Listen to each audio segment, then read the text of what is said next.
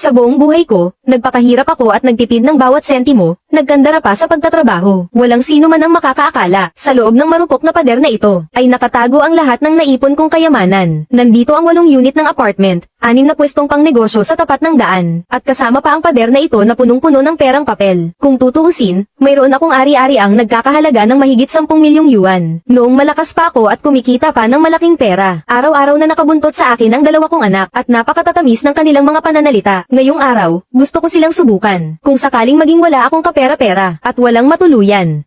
Isang matandang uugod-ugod na walang gustong pumansin. Kikilalanin pa kaya ng 2 kong sariling anak ang inang ito. Mang Leo, hintayin mo ang tawag ko. Kapag may kailangan ako, sasabihan kita para may ayos mo agad. Opo, Madam Zhang. Mag-iingat po kayo sa daan. Lagi akong nakahandang mag-aantay sa inyong utos. Ma, bakit po kayo napunta rito ng ganyan? At bakit ganyang basahan ang suot nyo? Puro putik pa ang buong katawan nyo. Mukha kayong pulubi na gala. Nakakahiya naman. Avi, may problema si Mama. Naloko ako sa paglalaro ng stocks at naubos ang lahat ng sa akin. Wala nang natira kahit 5. Pati ang bahay natin, na isang lako na. Tapos dinalaw pa ako ng samot-saring sakit. Ang luma at tumutulong bahay ay guguho na, hindi na talaga matirhan. Wala na talagang mapuntahan si Mama. Pwede bang makitira muna si Mama sa bahay mo ng kahit panandalian lang? Sinasadya nyo ba talagang pumunta rito para may merwisyo lang? Galit na galit ang asawa ko kapag nakatira sa iisang bubong ang matatanda. At saka, kalilipat lang dito ng mga biyenan ko noong nakaraang buwan, kaya wala nang bakanteng kwarto para sa inyo rito. Ang baho nyo pa, huwag nyo nga akong hawakan at baka may merwisyo pa kayo. May kakausapin akong mga VIP na kliyente ngayon para sa negosyo. Kung makikita nilang may ganito akong klaseng ina, hiyang-hiya ako sa kanila, mawawalan ako ng mukha, mabubuliliso pa ang negosyo ko. Kunin nyo itong 200 yuan at umalis na kayo, maghanap kayo ng sarili ninyong matutuluyan. Ako ang tunay mong ina. Pero 200 yuan lang ang ibibigay mo para palayasin ako. Ang magarang bahay na ito. Noong araw ay inubos ni Mama ang lahat ng ipon niya para lang mabili ito para sa iyo. Ngayong nakatira ka na sa malaking mansiyon at nagpapakasasa sa sarap. Hindi mo na ba kayang patuloyin ang sarili mong ina? Pilit mo akong itinataboy sa kalye nang walang pakialam kung mamatay man ako. Bakit napakalupit ng puso mo? Ha? Wala akong oras para asikasuhin ka. Matanda ka na, pabigat ka lang talaga. Kung hindi ka na makatira sa lumang bahay, matulog ka sa ilalim ng tulay o sa kalye. Huwag ka nang magpakita sa tapat ng bahay ko para ipahiya ako, umalis ka na. Lao Leo, ang panganay na si Li Wei, bawiin mo agad ang karapatan niyang magmana ng ari-arian ko. Masusunod po, Pangulong Zhang, nabawi na po ang karapatan niya sa pamana, at naitala na po sa sistema. Diyos ko naman, bakit ka humantong sa ganitong kaawa-awang kalagayan? Bakit ka pumunta rito sa hotel ko? Paano kung matakot ang mga customer ko sa iyo? Maapektuhan ang negosyo ko. Mababayaran mo ba ang malulugi sa akin? May, naloko ako at na-bankrupt. Nawala ang bahay at lahat ng pera ko. Wala na talaga akong matatakbuhan. Napakalaki naman ng hotel mo. Napakaraming kwarto rito. Pwede bang makitira muna ako kahit ilang araw lang? Bigyan mo lang ako ng makakain at kahit maliit na mahihigaan, sapat na. Nagtayo ako ng hotel para magnegosyo at kumita, hindi para mag-charity o mag-ampon ng mga taong walang silbi. Matanda at mahina ka na. Paano kung madulas o may mangyaring masama sa iyo rito sa hotel ko? Masisira ang reputasyon ng negosyo ko. Sino ang mananagot doon? 9 na buwan kitang dinala sa aking sinapupunan. Nagtiis ng hirap, bawat subo ng pagkain ay inihanda ko para mapalaki ka. Ngayong yumaman ka na ng husto. Hindi mo na ba talaga kayang lingunin ang sarili mong ina? Ang mag-alaga sa magulang sa kanilang katandaan ay tungkulin ng mga lalaki. Babae ako, at kapag nag-asawa na ang babae, parang itinapong tubig na yan. Bakit ako ang pipilitin mong umako sa responsibilidad na ito, at magtiis sa paakit na ito? Walang awa ang kuya mo at walang pakialam kung mamatay man ako. Pero anak kitang babae, hahayaan mo na lang ba akong palaboy-laboy?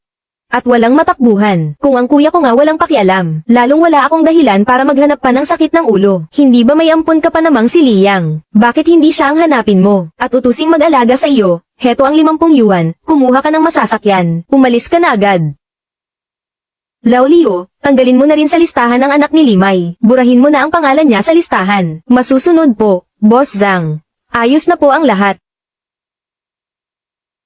Inay, gabi na po, bakit po kayo nag-iisang nagpunta rito? Ang timeline niyo po, mukhang hapong-hapo kayo. May nangyari po bang masama? Inay, maupo muna kayo at magpahinga. Inay, kukuha lang po ako ng maligamgam na tubig. Ang layo ng nilakad niyo, sigurado pong pagod na pagod kayo. At buwang, Xiaoya. Sa pagkakataong ito, wala na talagang matakbuhan si Inay. Wala na akong ibang masasandalan pa. Inay, Huwag po kayong umiyak kahit gaano pa po kabigat ang problema. Nandito po ako para alalayan kayo. Malakas ang hangin at malamig sa labas. Pasok po muna tayo sa loob saka natin pag-usapan ng dahan-dahan. Inay, ano po ba talaga ang nangyari? Ikwento niyo po sa amin ang buong detalye.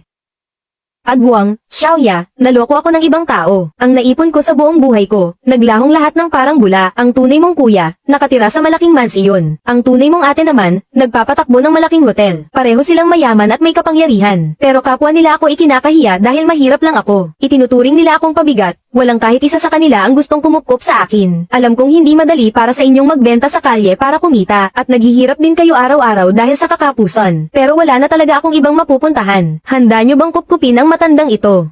Inay, ano po ba ang sinasabi nyo? Noong ulila pa ako at walang magulang na nag-aaruga. Kayo po ang naawa sa akin. Kinupkop nyo ako at buong hirap na pinalaki. Kung wala po kayo, wala ako sa kinalalagyan ko ngayon. Inalagaan niyo ako noong bata pa ako, kaya ako naman ang mag-aalaga sa inyo ngayong matanda na kayo. Kung ayaw nila kayong alagaan, ako ang gagawa niyon. Gaano man kahirap o kapagod, aalagaan ko kayo ng mabuti, at pagsisilbihan ko kayo sa inyong pagtanda. Opo inay, huwag na po kayong mag-alala, dito na po kayo tumira, kahit hindi po namin kayo mabigyan ng marangyang buhay. Basta may mainit na pagkain, at komportableng higaan, hindi po namin kayo kukulangin doon. Aalagaan po namin kayo ng mabuti mula ngayon. Ito na po ang inyong tahanan. Ang babait ninyong mga bata, kayo talaga ang mabubuti kong anak. Maupo muna kayo rito at magpahinga, inay. Ipaghahanda ko lang po kayo ng higaan ngayon din.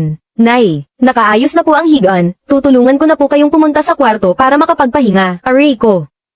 Nay, okay lang po ba kayo? Bakit po nanginginig ng ganyan ang mga binti ninyo? Nitong nakaraang 2 taon, laging nanghihina ang mga binti ko, walang lakas. Kapag umupo ako ng mababa nang walang umaalalay, hindi na ako makatayo mag-isa. Hindi naman ako gumagawa ng mabibigat na trabaho. Pero sa kaunting kilos ko lang, pinagpapawisan na ako ng malamig. Pagkatapos lumabas ng pawis, biglang nanghihina at gama ng pakiramdam ng buong katawan ko. Halatang halata na kulang sa lakas. Ang pinakamahirap pa rito, ang aking mga kamay at paa. Kahit sa gitna ng tag-init, napakalamig pa rin ang balat ko. Kahit maghapon akong may hawak na hot pack, hindi pa rin umiinit. Nay, karaniwang nararamdaman lang naman po iyan ng mga nagkakaedad. Dahil po matanda na kayo, masyadong maraming lamig sa loob ng inyong katawan. Mahina ang daloy ng inyong dugo, at barado ang mga ugat ninyo. Kaya po natural lang na manghina ang inyong mga binti at paa. Kaya pala laging malamig ang aking mga kamay at paa. Ganoon pala iyon. Bakit ang dami mong alam? Anak, may paraan ba para maalis ang lamig na iyan sa aking katawan? Para gumaling at lumakas muli ang aking katawan. Ang tito ko po ay isang doktor ng herbal medicine sa aming nayon. Dati po, madalas akong tumutulong sa mga gawain niya. Malamig at mahamog po sa aming probinsya sa bundok. Kaya marami pong matatanda doon ang may parehong kondisyon tulad ng sa inyo. Nanghihina ang mga binti at kamay, madaling pagpawisan, at laging malamig ang mga kamay at paa. Gumagamit po ang aking tito ng isang tradisyonal na lunas, na ipinamana pa ng mga ninuno namin. At napaka-epektibo po talaga nito. Palagi po itong ginagamit ng mga matatanda sa aming nayon buong taon. Kahit 7 hanggang 8 taong gulang na sila, napakalakas at napakabilis pa rin kumilos ng kanilang mga paa. Nakakapagtrabaho pa sila sa bukid at nakakagawa ng mga gawaing bahay ng mag-isa. Talaga, ganoon ba ka-epektibo? Ano ba ang lunas na iyon? Sabihin mo nga sa akin, dali. Sa totoo lang po, napakasimple lang nito. Ang sikreto po ay ang paggamit ng luya para lumakas ang katawan.